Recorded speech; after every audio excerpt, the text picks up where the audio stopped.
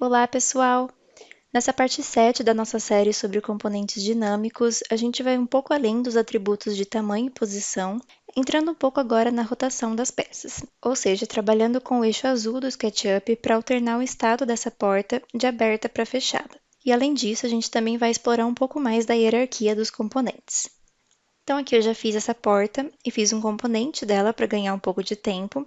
Nada muito complexo, então ela é formada por 3 outros componentes, que são essa moldura, que é essa parte mais externa, que eu fiz a partir de desenhando um contorno e usando a ferramenta Sigame para modelar em torno de uma linha que seguia o formato dessa porta.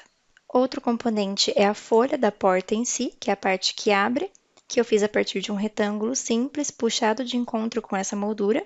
E por último, as maçanetas, que são 3 peças, como vocês podem ver aqui, que são os 2 lados de cada porta e uma peça que vai no meio.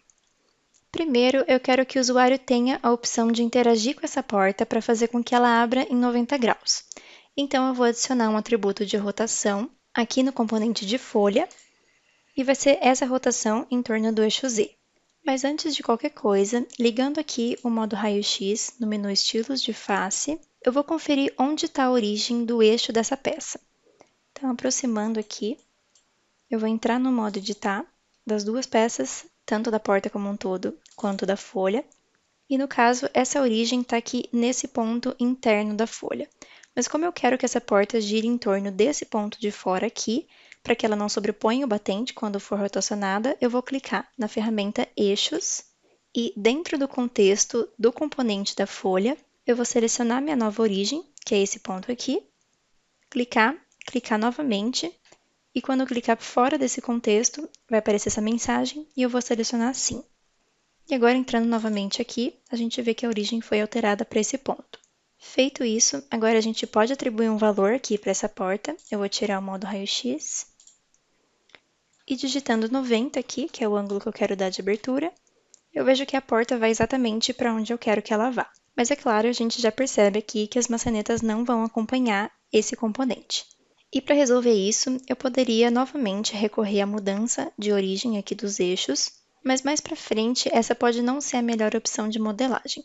Então, uma alternativa aqui é a gente agrupar esses 2 componentes, a folha e a maçaneta. Então, eu vou dar um Ctrl Z aqui e vou agrupar tanto esse quanto a maçaneta, criar um novo componente chamado folha e maçaneta, e já vou definir os eixos aqui do componente para esse ponto e criar. Então, agora sim, clicando para fora desse contexto, a gente só tem 2 componentes dentro dessa porta, que é a moldura, que não foi alterada, e a folha e a maçaneta, que foram unidas em um só componente. Então, agora eu posso entrar no contexto desse componente que eu juntei, remover esse atributo, porque eu não vou precisar mais dele aqui, e adicionar esse atributo aqui no componente unificado. Então, vou colocar a rotação em Z, e agora, de novo, conferindo com 90 graus, os 2 caminham juntos até esse ângulo. O próximo passo é dar o controle desse atributo para o usuário. E nesse caso aqui, eu vou criar uma lista de ângulos de abertura dessa porta para que o usuário possa escolher. Então, aqui no componente principal da porta, eu vou criar um atributo genérico e dar o nome, por exemplo, de estado, que vai ser o estado em que minha porta vai se encontrar.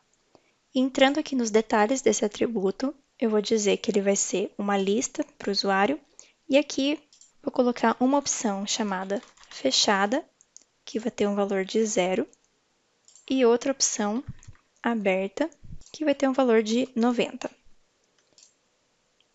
Então, com essa lista, eu posso selecionar qualquer uma das opções, e ao clicar em aplicar, eu vou ver esse valor mudar aqui nessa interface. É claro que nada acontece, porque por enquanto esse valor não significa nada, porque a gente não fez nada com ele.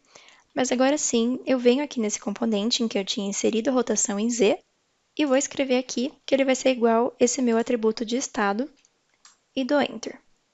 E agora, selecionando a outra opção aqui, de posição da lista, e clicando em aplicar, dá para ver que a porta está obedecendo o que a gente acabou de programar aqui.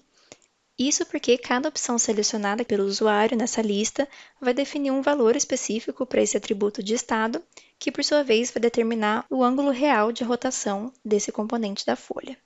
Você poderia, por exemplo, complementar esse componente vindo aqui nos detalhes e adicionando mais uma opção, por exemplo, da porta entreaberta com o valor de 45 graus. E aplicando aqui, a gente vê essa opção, e selecionando ela, nossa porta fica entreaberta e você pode adicionar os ângulos que você quiser.